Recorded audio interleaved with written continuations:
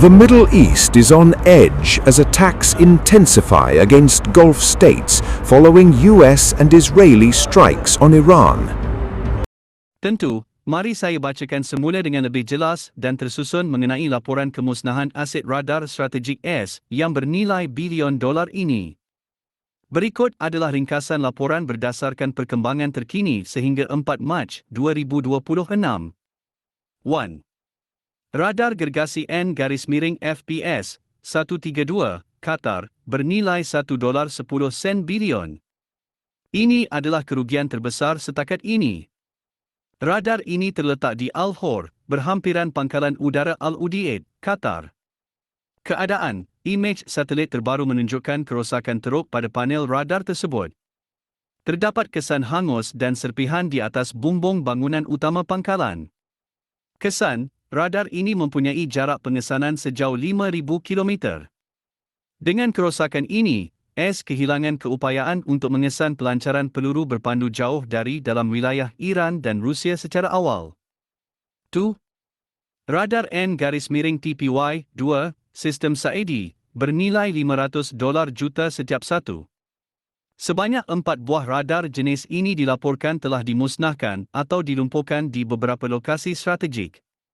Arab Saudi, di pangkalan udara Prince Sultan, radar ini dilaporkan terkena serangan tepat yang menyebabkan hanggar pelindungnya terbakar sepenuhnya.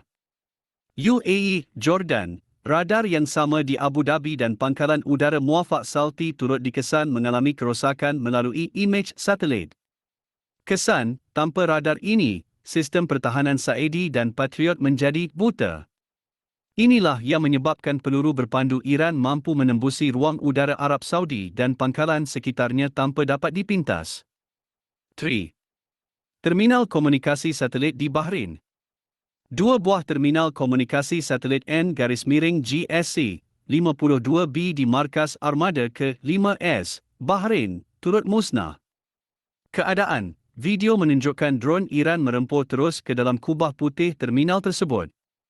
Kesan, serangan ini memutuskan rantaian komunikasi data penting antara unit-unit pertahanan di darat dengan kapal perang AS di laut. 4. Nilai kerugian dan implikasi strategik. Jumlah kerugian, pakar menganggarkan nilai kerugian peralatan radar sahaja telah melebihi $3.50 bilion. Taktik Iran menggunakan taktik radar killer di mana mereka menghancurkan radar pengesan terlebih dahulu menggunakan drone murah sebelum melancarkan peluru berpandu balistik yang lebih besar. Laporan ini menunjukkan bahawa walaupun sistem pertahanan AS sangat mahal, ia tetap mempunyai kelemahan apabila diserang secara besar-besaran dan sistematik.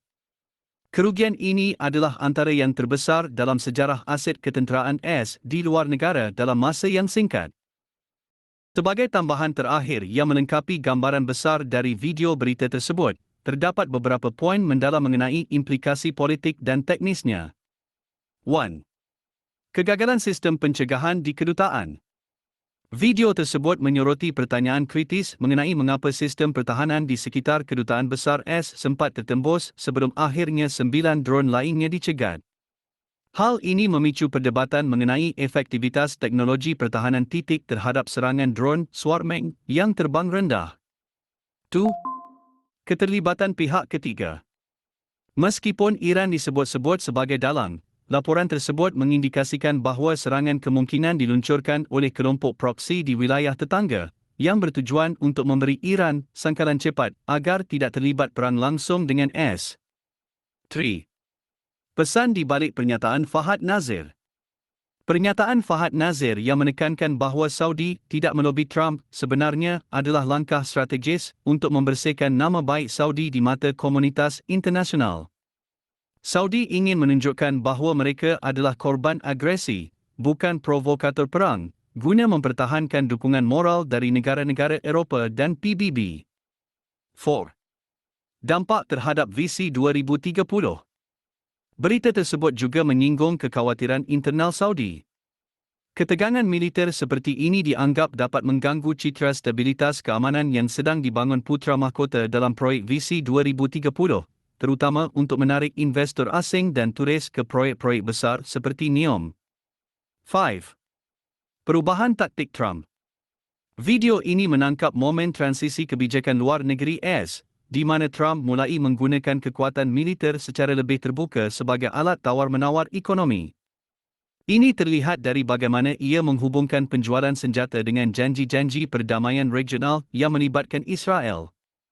Singkatnya, video ini bukan hanya soal perang, tapi soal bagaimana Arab Saudi mencuba menyeimbangkan antara perlindungan militer dari AS dan upaya menjaga wajah sebagai negara yang mengutamakan jalur diplomasi di Timur Tengah.